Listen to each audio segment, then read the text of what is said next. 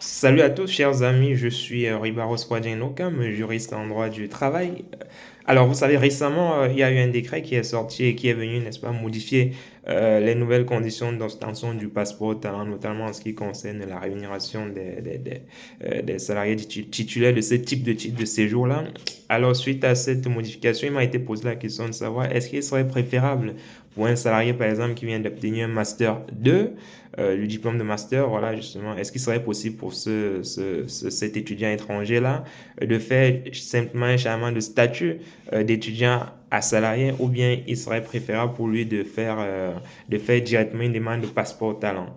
Alors, je pense qu'avec l'apparition de ce nouveau décret-là qui vient en quelque sorte, on va dire, modifier les conditions d'octroi du passeport talent et qui viennent alléger, hein, parce qu'avant, il faut avoir ce passeport, il fallait avoir environ 43 000 euros et un peu plus pour bénéficier de ce passeport-là. Là, le décret vient aujourd'hui abaisser le seuil de rémunération pour permettre l'obtention de ce type de titre de séjour-là. Aujourd'hui, on est à 35 891 euros par an.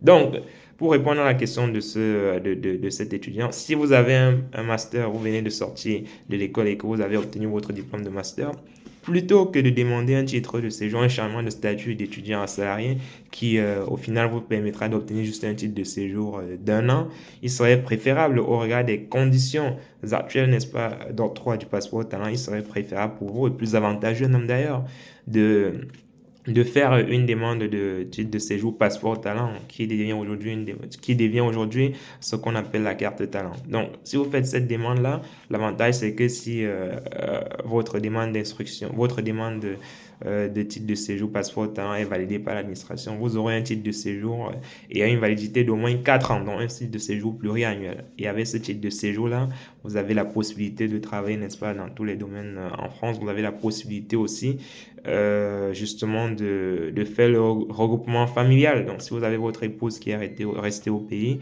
ou encore si vous avez des enfants qui sont restés au pays, vous pouvez déclencher, une fois après avoir obtenu votre titre de séjour, vous pouvez déclencher derrière une procédure de regroupement familial pour que votre femme, votre épouse, ainsi que vos enfants puissent venir vous retrouver en France. Vous voyez que dans ces conditions-là, il n'y a pas de photo entre une carte de séjour salarié et une carte de séjour passeport talent. Avec votre carte de séjour salarié, vous êtes obligé de travailler dans votre domaine d'études qui vous a permis d'obtenir ce diplôme-là. Donc, vous ne pouvez pas aller au-delà. Et il vous faut en plus ce qu'on appelle l'autorisation de travail si vous choisissez de faire une demande de changement de statut d'étudiant à salarié. Par contre, dans le cas, n'est-ce pas, d'un passeport talent, vous n'avez pas besoin de solliciter au préalable auprès de l'employeur, auprès de l'administration. Autant pour moi, une demande d'autorisation de travail, votre employeur peut vous embaucher directement, donc à travers la signature d'un contrat de travail. Et voilà, vous pouvez directement commencer à travailler. Voilà, donc je crois que c'est un titre de séjour qui vaut la peine et compte tenu des conditions qui viennent d'être revues et qui viennent d'être allégées, je pense qu'il serait préférable pour vous de faire plutôt une demande de séjour, une demande de titre de séjour passeport talent directement auprès de l'autorité préfectorale compétente. Voilà, j'espère que c'est clair pour vous les amis. N'hésitez pas comme toujours à commenter, à partager et surtout à vous abonner pour que nous puissions continuer avec des vidéos comme celle-ci pour vous édifier davantage sur des thématiques qui vous intéressent en lien avec le droit du travail. Voilà, bonne journée à tous les amis et on est ensemble.